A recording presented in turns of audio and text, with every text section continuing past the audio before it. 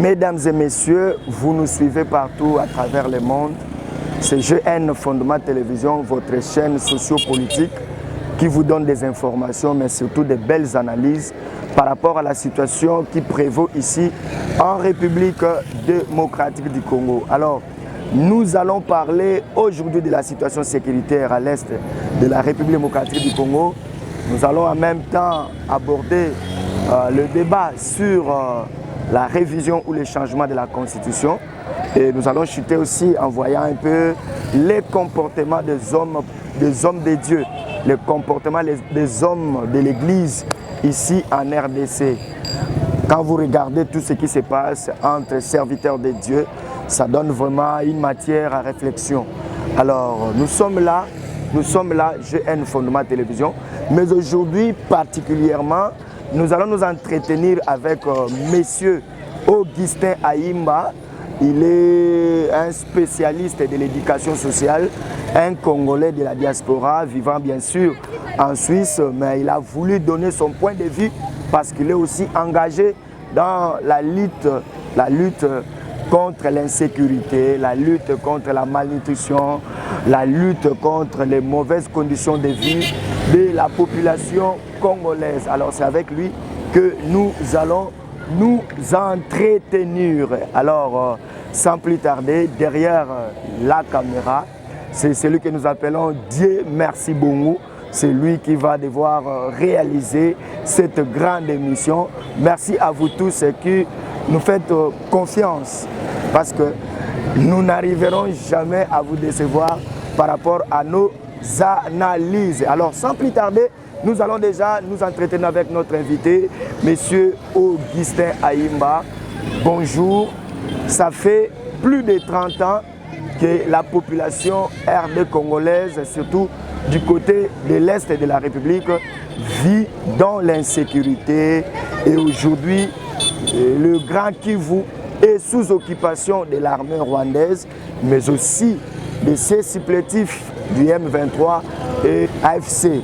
Alors, quand vous voyez cette guerre prendre toutes ces tournures qu'elle prend, Monsieur Augustin Ayimba, comment pouvons-nous mettre fin à cette guerre qui n'a fait que tuer des Congolais, laisser des enfants sans parents? Alors, qu'est-ce qu'il faut pour finir cette guerre, Monsieur Augustin Ayimba?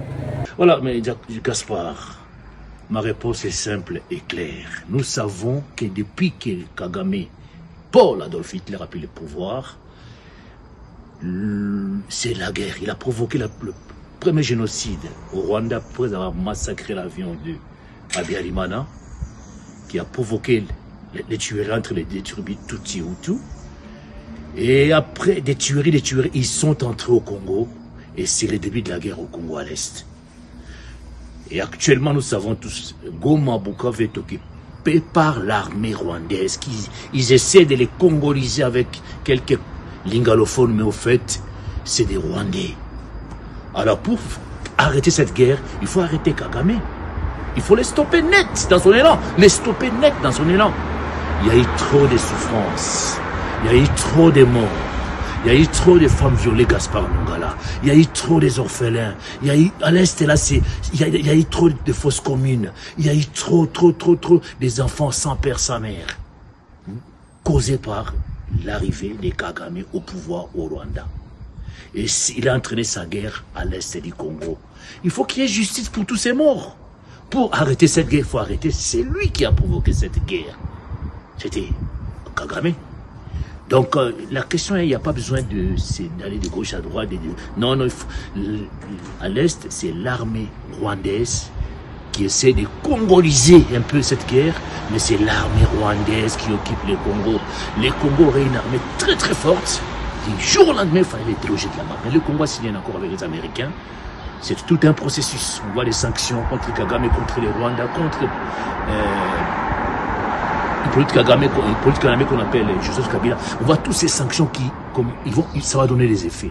Donc, pour que la guerre s'arrête, il faut déjà arrêter celui qui a provoqué cette guerre, qui quitte la présidence au Rwanda, qui soit plus président, qui ait un autre système afin de normaliser la relation entre la RDC et le Rwanda. Parce que le Rwanda, ils sont trois, le Rwanda, l'Ouganda et le Kenya. L'Ouganda commence à se retirer un peu, mais c'est eux, leur objectif, c'est soudaniser, balkaniser. Il ne faut pas oublier ça, les terres. Tout ce que vous voyez là, leur objectif, c'est ça. Mais tellement c'est dévoilé, c'est démasqué, et ils ne vont pas réussir. Merci beaucoup, monsieur Augustin Aïmba. Vous avez parlé de l'armée rwandaise qui malmène la partie orientale de la République démocratique du Congo. Alors, vous avez vu aux États-Unis, en Belgique, dans plusieurs pays en Europe, les Rwandais manifester comme étant des Congolais avec des drapeaux congolais, tout ça. Alors, vous êtes Congolais, vous êtes aussi de la diaspora. Quand vous voyez cette situation-là, des Rwandais qui manifestent comme étant des Congolais, ça vous inspire quoi? Et ça vous dit quoi de manière claire? En fait, nous avons tous leurs manipulations. Moi, j'appelle ça de la sorcellerie du temps moderne. Vous savez, pour tout croyant, c'est que les diables étaient manipulateurs.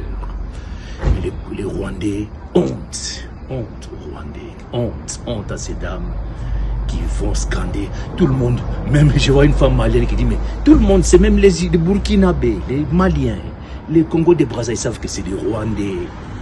Arrêtez cette honte contre votre pays. Vous donnez l'impression, vous dites que le Rwanda est développé, le Rwanda c'est comme ça, le Rwanda est... Mais vous allez prendre des drapeaux congolais alors que la morphologie de vous tous, voilà, on sait voir, on est africain, on sait voir qui est congolais des Brazza, qui est burkinabé, qui est malien, qui est sénégalais, qui est marocain, qui est africain du Sud, on sait, et qui est rwandais. Voilà. Là, nous avons vu qu'il y a des Rwandais et des Rwandaises. Évidemment, ils essaient de congoliser en mettant quelques lingalophones. Mais non. Moi, je trouve ça vraiment la honte. La honte, c'est la honte. Voir un pays, au lieu de se battre pour le développement du Rwanda, de se battre surtout changer la dictature qui est au Rwanda. Et ils se battent pour... En fait leur objectif, c'est avoir cette partie du Congo de l'Est. Les terres. Ils essaient de se victimiser pour que la communauté internationale ait pitié d'eux, on leur donne cette partie-là. Mais ça ne se fera jamais parce que c'est pour la Lubaki, le Congo restera un et indivisible. Voilà. Au 21e siècle, des manipulations pareilles ne passent plus. Oh, chères dames rwandaises, chers messieurs rwandaises, vraiment arrêtez cette manipulation qui ne joue pas, qui vous amène à la honte. Tout le monde les voit, même ici c'est les Rwandais, Rwandaises. Ce n'est pas une marche congolaise. Tout le monde l'a dit. C'est ni marche congolaise ni zaïrois. On connaît les zaïrois et les Congolais. Alors arrêtez. Honte.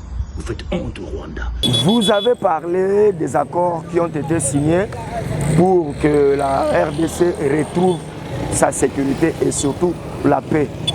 Mais plusieurs personnes pensent que surtout en ce qui concerne l'accord entre les USA et la République démocratique du Congo concernant les minerais critiques, beaucoup pensent que la population congolaise ne va rien gagner dans cet accord-là. Vous, en tant que Congolais, et vous êtes spécialiste de l'éducation sociale, quel est votre point de vue par rapport à ça? Pensez-vous que cet accord va réellement améliorer les conditions de vie de la population congolaise? Va-t-il apporter le développement en République démocratique du Congo? L'accord entre les USA et la RDC sur les minéraux, cela pourrait amener la paix au Congo. Bien sûr que oui. Parce que nous savons tous, durant plusieurs années, le Rwanda était devenu le premier porteur de coltan, le premier porteur de l'or. Il les prenait en RDC Congo, durant le règne de Kabila. La porte était complètement ouverte. Les Congos étaient à leur guise, ils se servaient à leur guise. Maintenant que Félix, félin politique, animal politique il a ramené les Américains sur la table. Moi, j'espère seulement que cet accord puisse profiter au social des Congolais, puisse profiter aux infrastructures routières des Congolais, qui puisse profiter que le Goma et Bukavu soient récupérés, tout l'Est du Congo, que le Congo reste un et indivisible. Moi, j'aimerais que cet accord avec les Américains sur les minéraux apporte du travail aux Congolais, moins de chômage des jeunes. Que les jeunes travaillent, parce qu'à Kinshasa, il y a tellement de jeunes qui ont besoin de travailler, que cela apporte des chômages de jeunes, que cela apporte ce qu'on appelle en français les institutions comme le centre Mama CC soient réouvertes. Moi, je suis éducateur spécialisé ici en Suisse. Que cela soit ouvert aux jeunes, qu'ils soient formés sur les naissances désirables, qu'ils soient formés sur les civismes. C'est-à-dire que le pays doit être protégé, doit être propre, doit être aimé.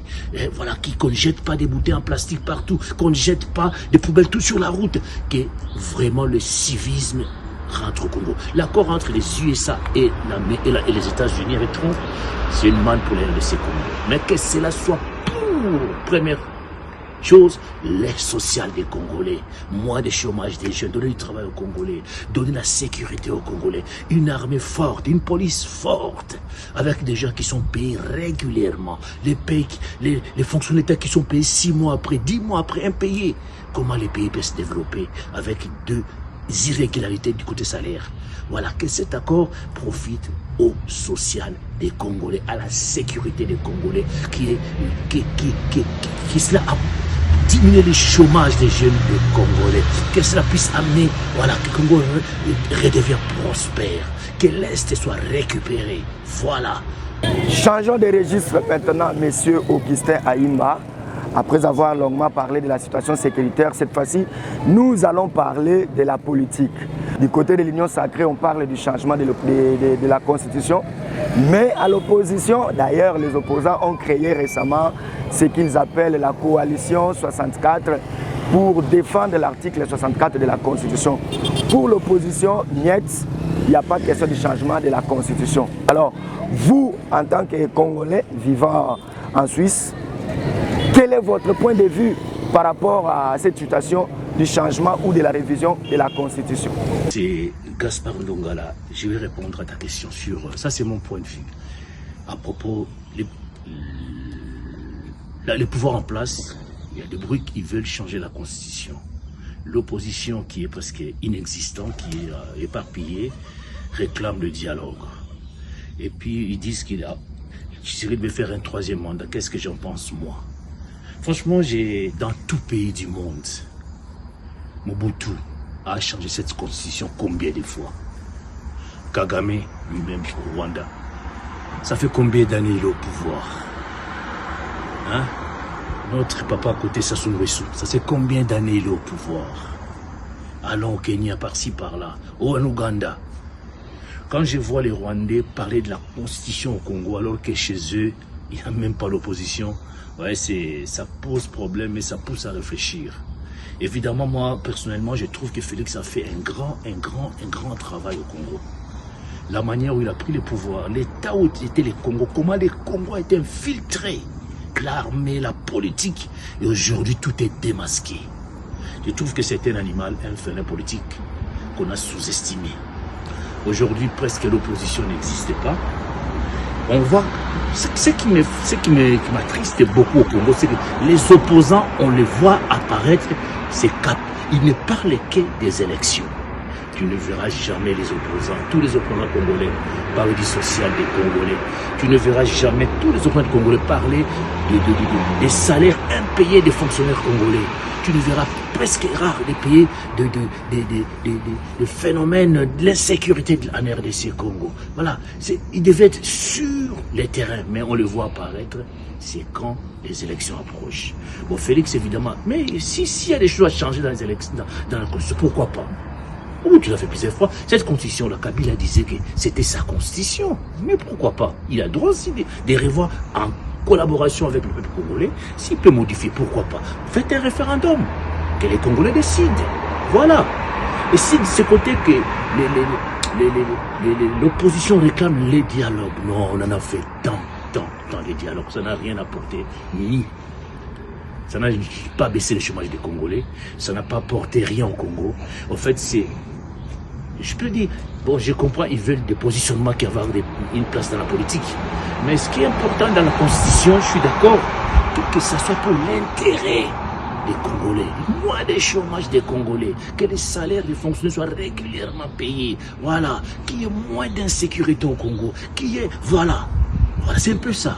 Nous avions compris votre réponse, mais ceux qui ont peur de ces changements de la Constitution, ils pensent que c'est pour que ces régimes se maintiennent au pouvoir, hein, c'est-à-dire obtiennent un troisième mandat. Vous, qu'est-ce que vous en dites? Moi, je ne suis pas un politicien. Tout ce que je peux dire, le Congo a besoin d'un homme fort à la tête du pays. Le Congo a besoin d'un homme qui fait travailler pour les social des Congolais. Le Congo, moi, j'ai vu de la RDC il n'y a pas longtemps. Tout m'a montré tout le temps, oh, il y a Katoke Nekoto, Talavanzela, Félix Arosala, Arosala Vanzela, l'université. Les Congolais ne demandent que ça. Il a gagné le cœur des Congolais par rapport à ça. Moi, s'il peut rester au pouvoir pour les social des Congolais, pour finir toutes les routes qu'il est en train de construire sur Kinshasa, pour contourner Kinshasa, aller vers l'aéroport, pour finir tout ça. Mais moi, il peut rester. Hein. On a besoin d'un président qui bossera pour les social des Congolais, pour la sécurité des Congolais, pour l'unité des Congolais, pour que l'agriculture prenne la première place. Il y a quelque chose que je pourrais dire pour finir un peu l'émission par rapport à tes questions. Les Congos, ils ont mis les loisirs avant l'essentiel. C'est-à-dire que les musiciens ont accès à la présidence, ont accès chez les ministres. Et on donne des trophées aux musiciens qui ont... C'est bien de danser, de faire de la bonne musique, des nouveaux CD. Mais c'est mieux de soigner les agriculteurs, les forgerons, les infirmiers, les menuisiers, voilà. Les soudeurs, voilà. Allons vraiment dans l'essentiel. On a mis la danse avant, on a mis les concerts avant. Oh, celui-là va jouer au stade des Martyrs, celui-là va jouer là-bas, celui-là fait sortir une nouvelle danse. Est-ce que c'est ça qui va baisser le nombre de chômeurs au Congo? Est-ce que c'est ça qui va baisser l'insécurité au Congo? Non. C'est évidemment. Les Congos ont cette culture-là, du côté musique, ils sont forts. Mais il est temps maintenant d'inverser un peu les rôles. L'agriculture, la pêche, l'élevage, où sont les bateaux de pêche? Hein? Comme à Kanyamaka, c'est des bels exemples. Mettons l'agriculture avant. C'est ça qui va amener l'autosuffisance alimentaire. Voilà. Mettons les menuisiers, les forgerons, mettons les soudeurs, mettons les misalamabo, le petit et moyenne entreprise avant. Parce que nos musiciens, nos artistes, ils ont occupé les médias. Ils sont toujours avant-poste. Mais c'est bien. Mais pour le chômage, c'est les PME, petites et moyennes entreprises. Aidons les agriculteurs, aidons les pêcheurs, aidons le forgeron, le menuisier, le maçon, le peintre. Encourageons cela. Mettons-le au devant de la scène. Voilà, que la danse recule un peu et que le travail aille de l'avant pour baisser le chômage des Congolais, la sécurité des Congolais, le manger midi, soir et matin, normalement à cause du travail des agriculteurs. Voilà, c'était un peu ça, Gaspard Ndongala. Ces débats ne se limitent pas qu'au niveau politique, les hommes de Dieu aussi aujourd'hui s'invitent. Vous avez suivi récemment les propos du pasteur Moïse Mbiye et la réplique de ses pères des églises ou de l'église. Alors, est-ce que vous pensez que les hommes de Dieu doivent aussi se mêler dans les affaires politiques? Le Congo est un pays démocrate. Moïse Mbiye, c'est son point de vue. Mais bon, ce que j'estime un peu, moi personnellement, je connais bien le pasteur Mutombo Kalombo. Je sais quand Moïse Mbiye a traversé le moment difficile, quand il est devenu responsable de l'église Bethel partout, et particulièrement à Kinshasa, tous ces messieurs, que ce soit Pasteur Mukuna, Pasteur Mutombo Kalombo, tous les hommes de Dieu qu'il a, voilà, ils sont venus les soutenir. Voilà, moi je trouve que il peut y avoir de la démocratie, mais il y a certains mots qu'on peut peser par rapport aux aînés, par rapport aux pères, par rapport à ceux qui t'ont soutenu pendant des moments très difficiles. Moi je trouve que traiter de lépreux, de buveurs de vin, et ce sont des papas spirituels par rapport à lui. Bon, il est allé un peu trop loin, mais c'est la démocratie, c'est son choix, c'est son point de vue qui a été dit, mais la prochaine fois, mettons un peu de l'eau dans nos vins. La situation socio-humanitaire au niveau de Goma, de Bukavu, dans le Grand Est là, se dégrade à tout moment. Alors, vous êtes spécialiste de l'éducation sociale. Que faut-il faire aujourd'hui là pour arrêter cette mauvaise condition de vie de la population de l'Est de la République démocratique du Congo? Il faut le dire clairement. C'est les Rwandais, Kagame, son armée qui occupe. Ils essaient de congoliser. Objectif de garder ces terres pour eux. Que faut-il faire pour aider ces gens-là? Mais il faut les récupérer. Voilà, il faut les récupérer. Il faut les récupérer, ces terrains. Mobutu avait dit, il a dit, il est prêt à signer le pacte avec quelle puissance pour que le Congo reste un et indivisible. Ça, c'est Mobutu. Je pense que Félix a le même esprit. Ce n'est qu'une question de temps. Ce n'est qu'une question de temps parce que nous savons tous comment Kagame et surtout des fausses communes de ce côté. On a découvert encore Uvira, quand l'armée rwandaise est arrivée, des morts à l'entrée des 23 Goma. Voilà, l'Est a eu beaucoup de héros qui sont partis. Mamadou Ndala, les Mbouza, voilà. On a compris qu'est-ce que faisait l'ancien gouvernement et jouait un peu au feu, les pompiers, puis celui qui mettait là le feu, voilà, on a compris. Et puis il y a eu tellement de victimes, de fausses communes, des milliers de morts. Il est temps que les Goma, les Bukavu et ces côtés-là, que les Congolais reprennent leurs terres. Toutes les cartes sont sur la table. Il y a eu des contrats avec les Américains. Il faut obligatoirement que les Congo restent indivisibles. Mobutu avait dit, il peut tout fermer. Il ne tolérerait pas, il signerait les pactes avec quelle puissance pour que les Congos restent indivisibles. Pour aider ces gens-là, il faut libérer Goma et Bukavu, que ça reste congolais. Et surtout que les Rwandais comprennent que tout est démasqué, tout le monde sait que c'est le Kagame, obsédé de Pondest, obsédé, voilà comme il colonisait les Congos, mais la génération qui arrive a tout compris. Stop, M. Kagame, occupe-toi du Rwanda, libère Goma, libère Bukavu et occupez-vous du développement du Rwanda. Peuple rwandais, focalisez-vous sur le Rwanda. Franchement, à travers le monde, les gens sont épatés, étonnés de votre courage et ce côté manipulateur. Ils vous traitent de manipulateurs. Tout le monde sait que vous êtes des Rwandais et vous marchez avec des drapeaux comme tout le monde les voit. Et vos voisins en Belgique, ils vous connaissent. Ah, c'est mon voisin rwandais, mais comment il fait une marche contre le président Tshisekedi? Ouais, ça pose problème et ça ne vous honore pas. Moi, étant éducateur, mon souhait, c'est que les Congos, que les gens soient payés régulièrement. Je viens de là, des arriérés des pays, des côtés salaires fonctionnaires, pas possible. Et que la sécurité revienne au Congo, que le chômage des jeunes baisse. Voilà, que le Congo redeviennent prospères avec cet accord avec les Américains. Pour clôturer l'émission, les derniers mots pour Augustin. Moi, mon troisième mandat ou pas, mais je veux un homme qui travaillera pour le bien-être des Congolais, les social des Congolais, les routes, les infrastructures routiers comme actuellement fait Tshisekedi. Formidable. Les gens apprécient, ça va droit dans le cœur des gens. C'était Augustin Imba, Gaspard Ndongala dans JN Fondement TV. God bless RDC Congo. Thank you.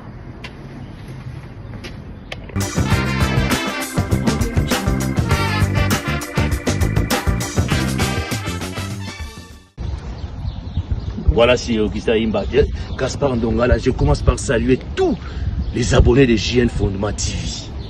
Abonnez-vous massivement chez Gaspard Ndongala. JN Fondement TV. Abonnez-vous. L'éveil patriotique. C'est du jamais vu de voir un pays voisin, les Rwandais, avec des drapeaux congolais, et scander pour le départ d'un président congolais. Non, chez eux, c'est pas mieux. Hein. Voilà, nous savons tous, voilà. Moi, je me souviens, j'ai un ami qui s'appelait Alain qui m'a dit, je lui ai posé la question, pourquoi toi tu ne vas pas en RDC aussi, comme tous les Rwandais qui vont là-bas. Il m'a dit clairement, Augustin, nous allons là-bas avec l'objectif de tuer, de prendre leur terre, de dominer là-bas.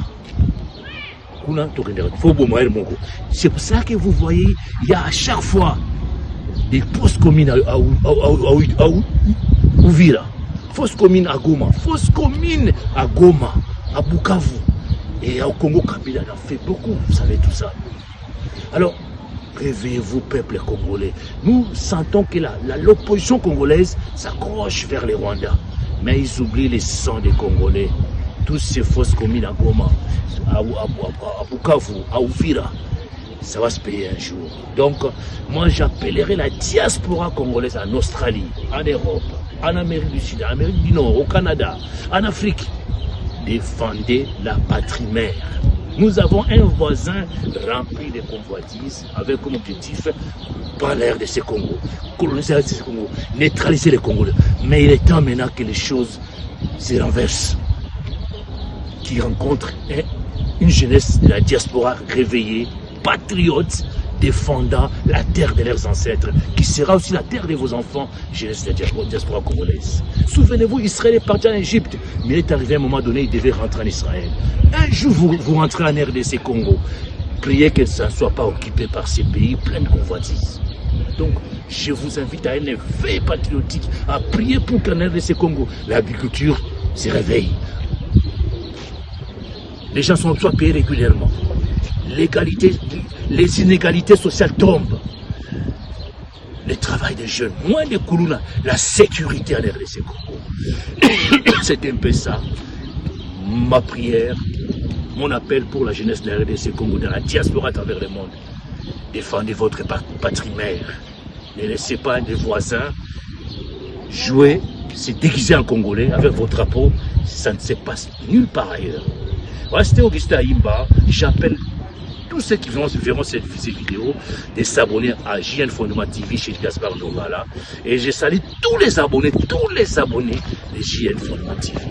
Merci de nous avoir suivis. Merci monsieur Augustin Ayimba pour votre intervention. Merci à tous les internautes. Merci surtout à tous ceux qui nous font confiance. C'était votre émission que vous aimez beaucoup, l'émission Mon Idée. Et nous, c'est GN Fondement Télévision. Merci à la grande équipe technique. Dieu merci beaucoup, qui a réalisé cette grande émission. Merci aussi à vous tous qui vous abonnez sur notre chaîne.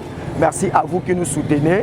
Il était question ici de parler un peu de la situation sécuritaire, de la situation politique, mais aussi de la position de l'Église par rapport à tout ce qui se passe sur le plan politique. Alors, vous avez compris les réponses de notre invité. Vous aussi, vous voulez venir parler avec nous dans le cadre de notre émission et de notre chaîne. N'hésitez pas, appelez-nous. Les numéros sont affichés en bas de vos écrans et nous allons entrer en contact avec vous pour que vous puissiez aussi donner votre point de vue par rapport à tout ce qui se passe en République démocratique du Congo. Merci Papa Augustin Ayimba. Merci à tous les internautes qui font confiance à GN Fondement Télévision. Nous allons nous retrouver très prochainement. Merci beaucoup. Restez branchés.